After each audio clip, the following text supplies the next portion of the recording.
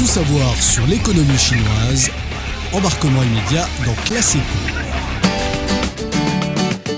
C'est un endroit magique en Chine, le marché de Yiwu, connu sous le nom de supermarché du monde. Il réunit pratiquement tous les produits de base qui vous viennent à l'esprit.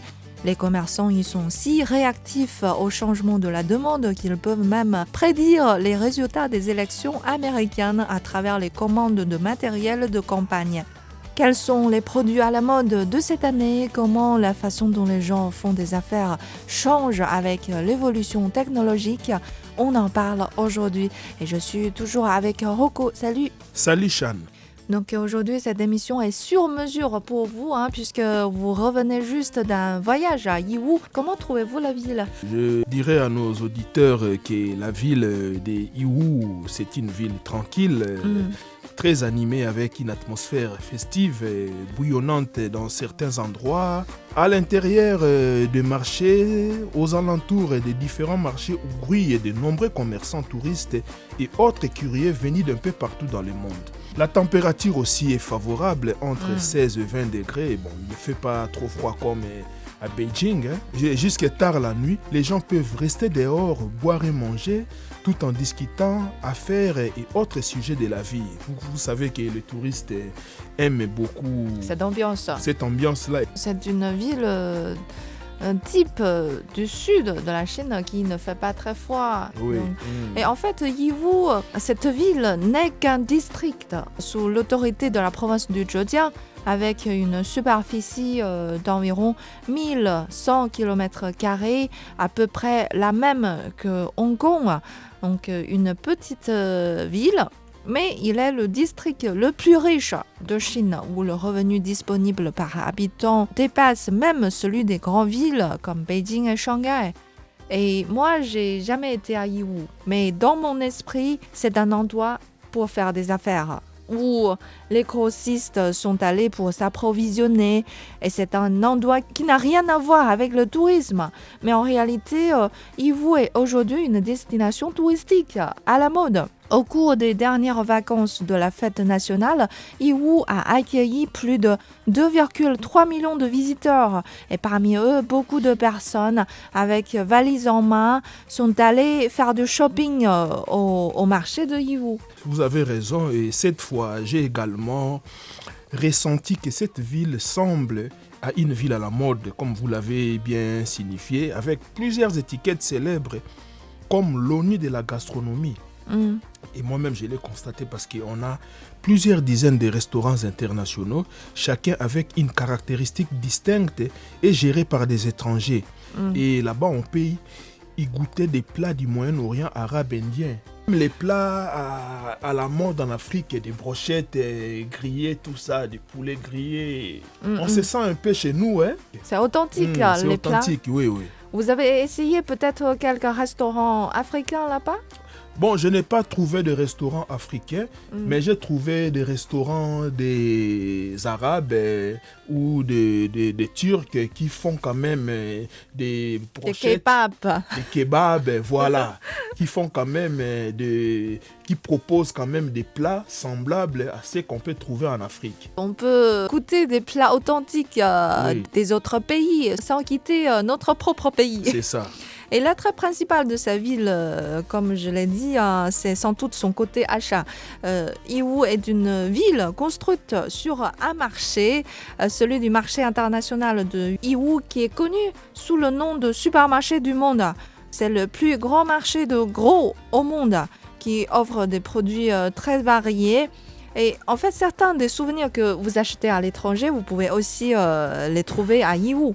Oui, donc d'ailleurs, les données publiques montrent qu'actuellement, ces marchés couvrent plus de 6,4 millions de mètres carrés et plus de 75 000 magasins de gros s'y sont présents.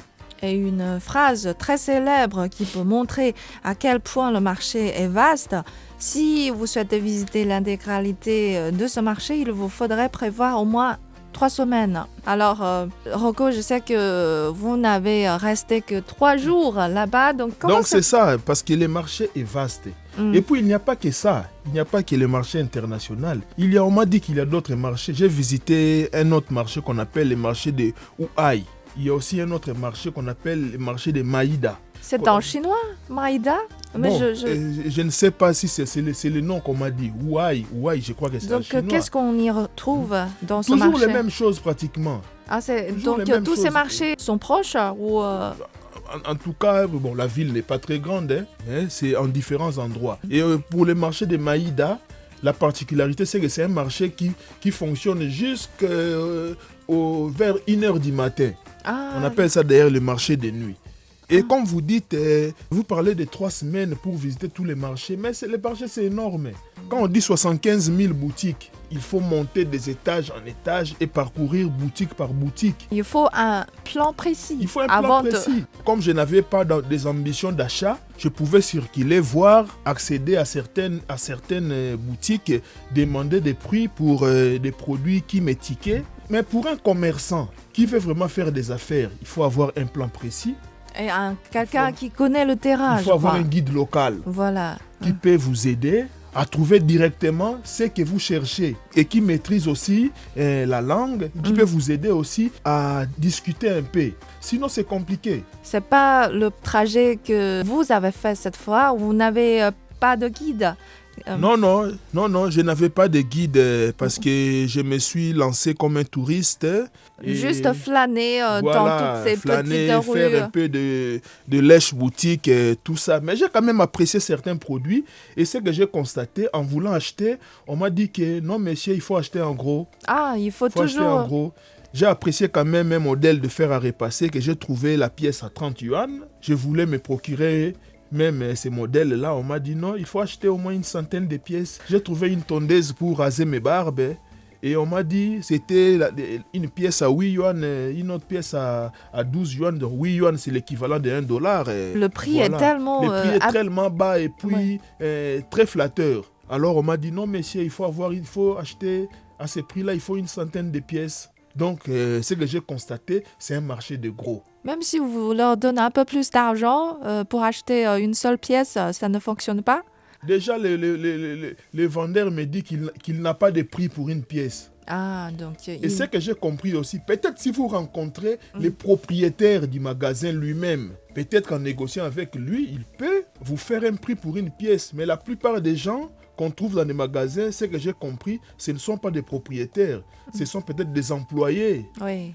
Voilà, donc ils n'ont que le prix pour le gros. Ils ne peuvent pas donner le prix pour une pièce parce que ce ne sont pas leurs magasins. Ouais, peut-être la prochaine fois, vous pouvez simplement leur dire qu'on veut faire de gros achats, mais d'abord, il faut quelques échantillons de ce produit. Donc, si dans ce cas-là, je ne sais pas si ça marche. Oui, ça peut marcher. Bon, ouais. Peut-être prochainement, on va essayer dans ce sens-là. Parce que c'est logique aussi. Hein. On peut prendre quelques échantillons pour essayer et voir si la qualité est bonne.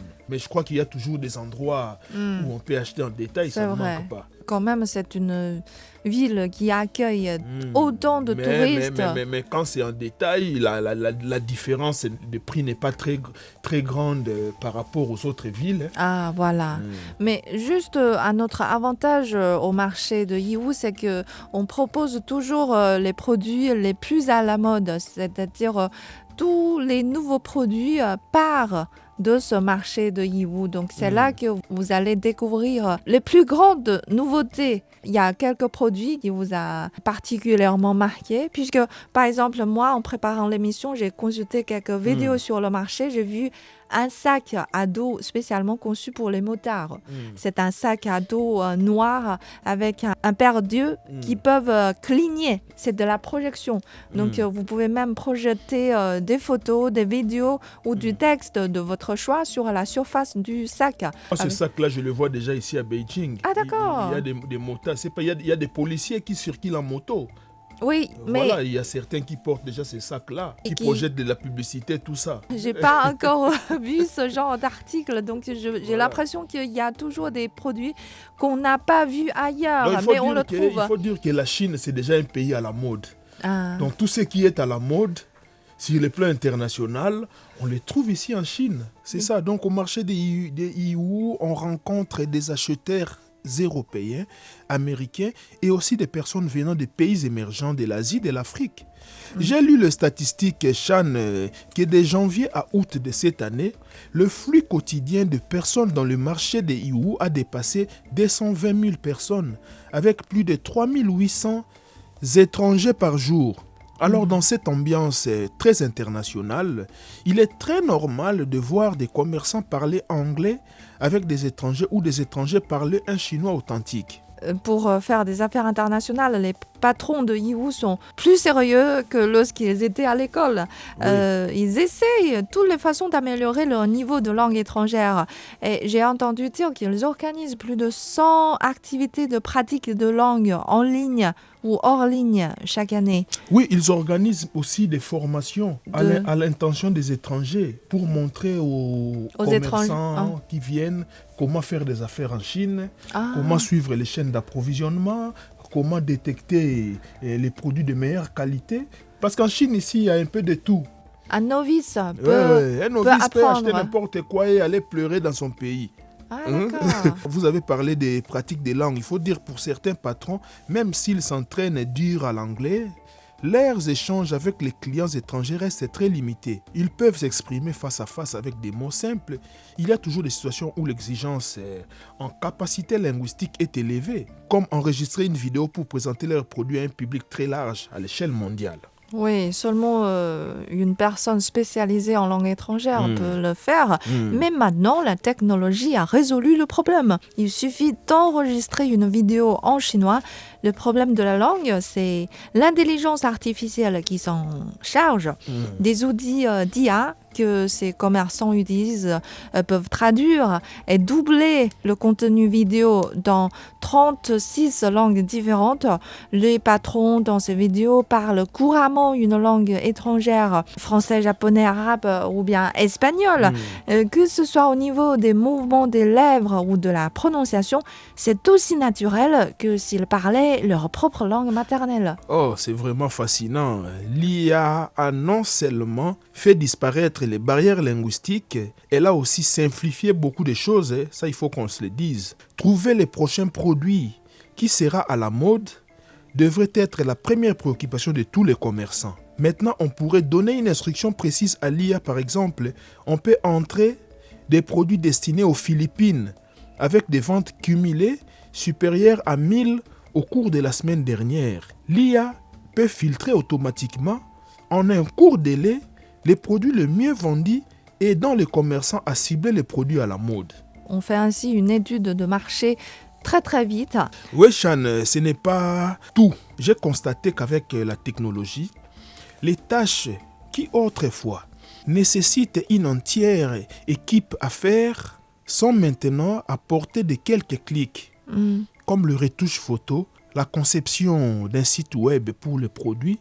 Avec les outils intelligence artificielle, on peut tout faire. Et en plus, à moindre coût et en moins de temps.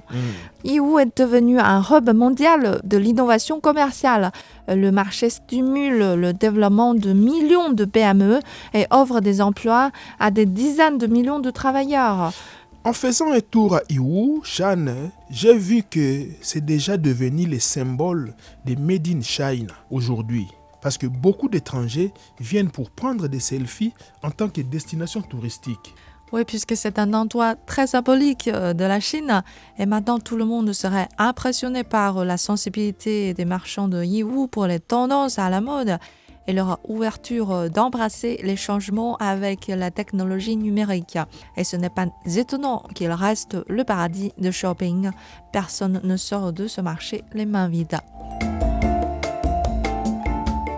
Voilà, c'est tout pour l'émission d'aujourd'hui. Merci de l'avoir suivi. À la prochaine.